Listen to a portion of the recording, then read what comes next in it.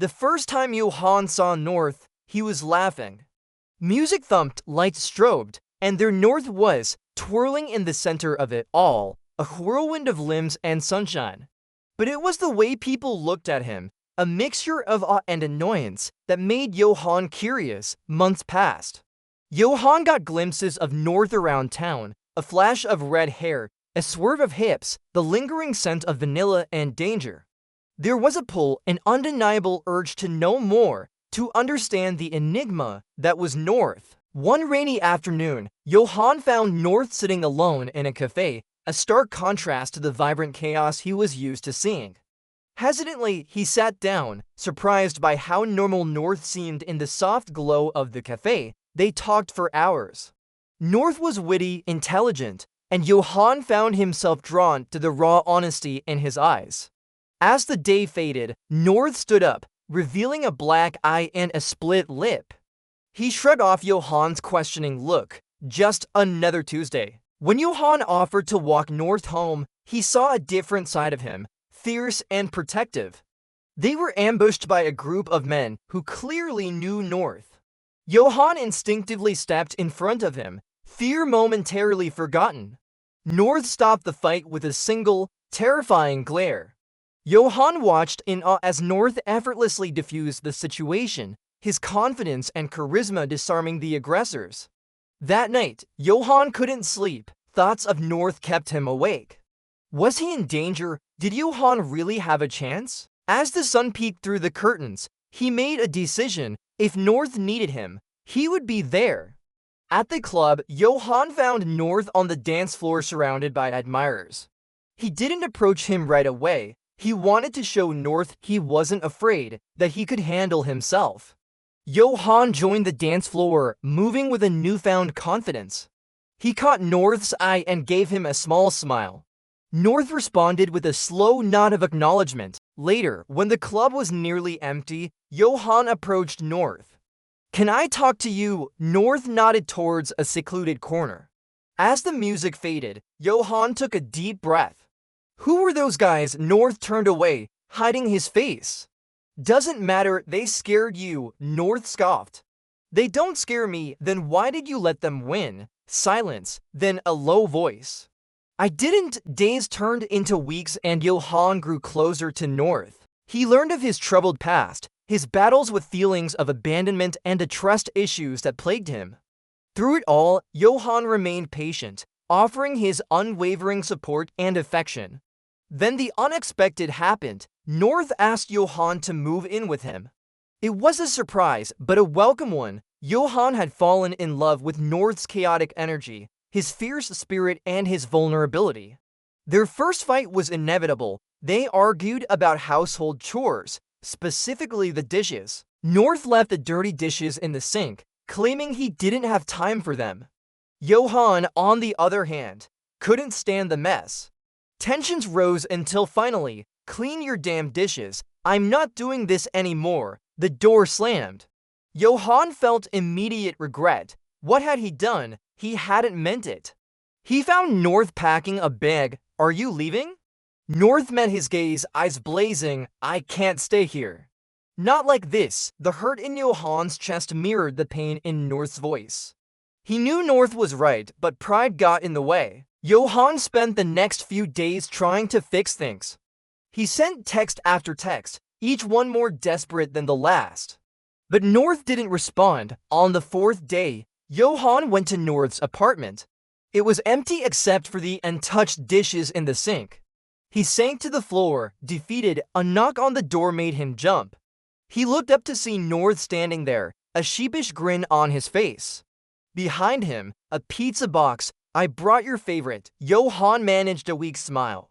"And you didn't answer my calls or texts. I was hoping you'd come here." North set the pizza down. "I missed you." "Me too." Johan pulled him close. "Don't ever leave without saying goodbye." "I won't." In the coming months, Johan noticed changes in North.